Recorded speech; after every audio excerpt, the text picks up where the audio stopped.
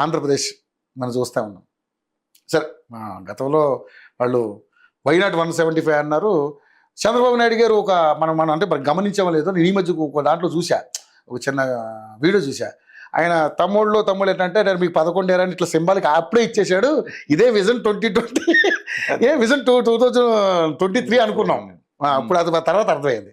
So 11 వచ్చింది, okay అని పక్కకున్నారు మాట. కానీ మొన్న జరిగినటువంటి తొక్కిసలాట విషయంలో కావచ్చు, అనేక రకాల విషయాల్లో చాలామంది అది సందర్భం లేకుండా కూడా మాట్లాడి ప్రభుత్వం మీద ఒత్తిడి తీసుకొస్తారు. ముఖ్యంగా మరి విజయసాయి రెడ్డి గారు, ఇలాంటి చాలా ఇష్యూస్ ఉన్నాయి. ఏంటి సార్ అసలు వీటన్నిటి మీద ఏం సమాధానం చెప్దాం అనుకుంటున్నారు?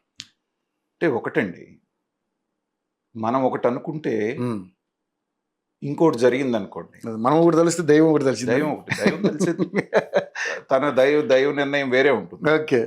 కానీ మనం అనుకున్నది జరగకపోతే, అది కూడా వైనాట్ 175 అని ప్రపంచంలో ఏ పిచ్చోడు తీసుకున్నటువంటి ఒక స్లోగన్ తీసుకొని తను నమ్మటమే కాకుండా మీరందరూ కూడా నమ్మండి అని బలవంతంగా వాళ్ళ మీద రుద్ది, ఓడిపోతామని ఎలక్షన్ అయిపోయిన తర్వాత కూడా ఇక అయిపోయింది మన పని అన్న తర్వాత కూడా లండన్ వెళ్తూ మనమే గెలుస్తున్నాం అని చెప్పి జనానికి చెప్పి వెళ్ళిన తర్వాత కట్ చేస్తే 11 సీట్లు వచ్చిన తర్వాత ఏమవుతుందంటే సహజంగానే మానసిక సమతౌల్యం దెబ్బతింటుంది. ఓకే. అంటే నేను కాస్త గౌరవప్రదమైన భాష వాడుతున్నాను, చెక్కుతుందా అనాలి. అలాంటి మాటలు మనకు కొంచెం ఇబ్బంది కాబట్టి ఆయన లండన్ వెళ్ళక ముందు పిచ్చి పరాకాష్ఠ జరిగింది అనుకోవాలి. మొన్న నేను ప్రస్తుతం గుంటూరులో ఎక్కువ ఉంటున్నాను. అవునవును. అక్కడ విపరీతంగా ఆయనతోటి అభిమానం ఉన్నటువంటి మాకు ల్యాండ్ ఇచ్చిన ఒక ల్యాండ్ లార్డ్ వచ్చాడు. ఓకే.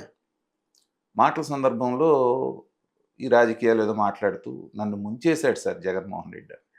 బా ఏమైందయ్యా, మేము అసలు విపరీతంగా పనిచేసామండి ఆయనకి, ఓడిపోతున్నాడు అనేది తెలిసింది మాకు. సరే అయిపోయింది కదా, బెట్లు విపరీతంగా నడుస్తున్నాయి, తెలుగుదేశం గెలుస్తుంది అనేటువంటి దాంట్లో ఊరుకోక లండన్ పోయేటప్పుడు అసలు మనమే గెలుస్తున్నాం, బ్రహ్మాండమైనటువంటి దీంట్లో వచ్చేసాం మీకు ఎందుకు అన్నాడు. ఈ లోపల ఈ ఆరా మస్తాన్ రావు ఒకటి తయారయ్యాడు మాకు. ఈ 2 పెట్టి 2 కోట్లు పెట్టాను సార్, మొత్తం పోయింది ఊడ్చుకొని అని చెప్పి అన్నాడు. అంటే ప్రజల యొక్క ఆత్మస్థైర్యాన్ని కూడా దెబ్బతీస్తూ వెళ్ళిపోయాడు అనమాట. అయిపోయారు అన్నటువంటిది ఒక్క మాటలో ఆయన మార్చేయగలిగాడంటే ఎంత ప్రజల్ని మత్తులోకి తీసుకెళ్ళాడు. సో ఇందాక మనం అనుకున్నట్టు ఏంటంటే ఈ మానసిక సమతౌల్యం దెబ్బతిన్నటువంటి దాంట్లో నుంచి వచ్చినటువంటి ఈ ఆక్రందనలు, అరుపులు, కేకలు, విమర్శలు, ఏది జరిగినా వరుసపెట్టి చంద్రబాబు నాయుడు, లోకేష్, పవన్ కళ్యాణ్ ముగ్గురు రాజీనామా చేయండి అని రోజా లాంటి వాళ్ళు మాట్లాడటం అనేటువంటిది వాళ్ళ యొక్క మానసిక స్థితిని తెలియజేస్తుంది. ఎందుకంటే నిండా 7 నెలలు కాలేదు, 7 నెలలు ఇప్పుడే 8వ నెలలకు వస్తున్నాం.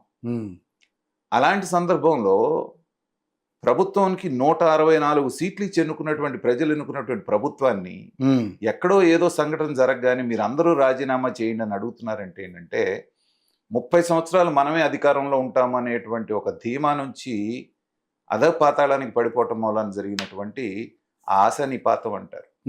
సో ఆ దెబ్బ ఇంకా వాళ్ళు పూర్తిగా కోలుకోవాలి. సో దాంట్లో నుంచి వస్తున్నటువంటి విమర్శలు.